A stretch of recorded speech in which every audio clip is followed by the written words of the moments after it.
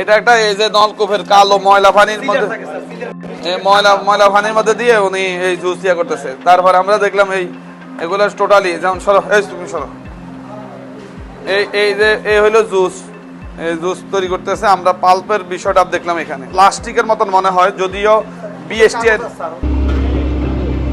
পটুয়াখালীর কলাপাড়ায় বিএসটিআই এর অনুমোদন ছাড়া জুস তৈরির দায়ে মাসুদ শিকদার নামের এক ব্যক্তিকে ১ লাখ টাকা জরিমানা ও ১ বছরের কারাদণ্ড দেওয়া হয়েছে।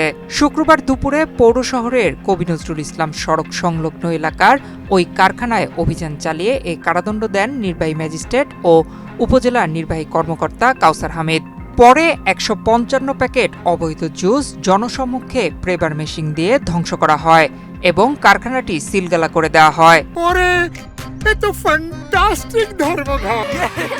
বেস্ট ইনগ্রেডিয়েন্ট ও ইউরোপীয় মেশিনে তৈরি মজাদার কেক ফ্যান্টাস্টিক, যে ফানে সবাইকে টানে।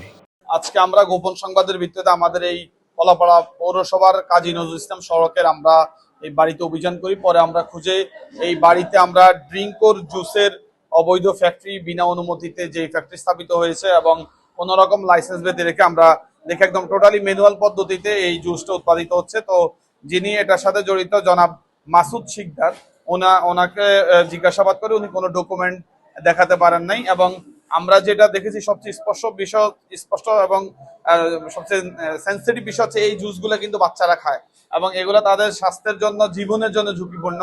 কিডনি, লিভার থেকে শুরু করে অন্যান্য শরীরের অর্গানগুলো যেগুলো আছে সেগুলোর জন্য, এবং যেই প্রিজারভেটিভ অথবা যেই ইয়েগুলো আসছে সেগুলোও কিন্তু অননুমোদিত এবং সেগুলোর কোনো হেলথ কন্ডিশন নাই। আমরা বিষয়গুলা পর্যালোচনা করি। কলাপাড়া থানা ভারপ্রাপ্ত কর্মকর্তার পক্ষে আমাদের সাব ইন্সপেক্টর আছেন, আমাদের অন্যান্য কর্মকর্তারা উপস্থিত আছেন। আমরা তাকে এটা বিষয়টা সত্যতা পাই এবং সে নিজেই দোষ স্বীকার করে যে এটা অনুমোদন ব্যতীত সেই কাজটা করেছে। ফলে আমরা তাকে মোবাইল কোড আইন ২০০৯ আমরা এই বিষয়টা আমলে গ্রহণ করি এবং ভোক্তা অধিকার সংরক্ষণ আইনের ৫০ এবং ৫২ দুইটা ধারাতে আমরা তার বিরুদ্ধে প্রসিডিং নেই এবং আমরা তাকে ১ বছরের কারাদণ্ড, বিনাশ্রম কারাদণ্ড এবং ১ লক্ষ টাকা অর্থদণ্ড জরিমানা প্রদান করি। আমাদের সবচেয়ে ইম্পর্টেন্ট বিষয় হচ্ছে আমরা কলাপাড়া সহকারে দেশের অন্যান্য জায়গা যেগুলোতে আমাদের এই অবৈধ জুস ফ্যাক্টরি অথবা আমাদের বিভিন্ন রকমের আমরা দেখেছি বেকারি আছে, আমাদের বিভিন্ন রকমের আইসক্রিম ফ্যাক্টরি আছে, এগুলোর বিরুদ্ধে আমাদের বিশেষত কলাপাড়াতে আমরা তাদেরকে সতর্ক করে দিতে চাই যে তাদের বিরুদ্ধে আমরা অভিযান করব এবং আমাদের সন্তানদের জীবন রক্ষার জন্য, আমাদের ভবিষ্যৎ প্রজন্মর জীবন রক্ষার জন্য আমরা অনুরোধ করব যাতে করে কেউ এই ধরনের ব্যবসা পরিচালনা না করে।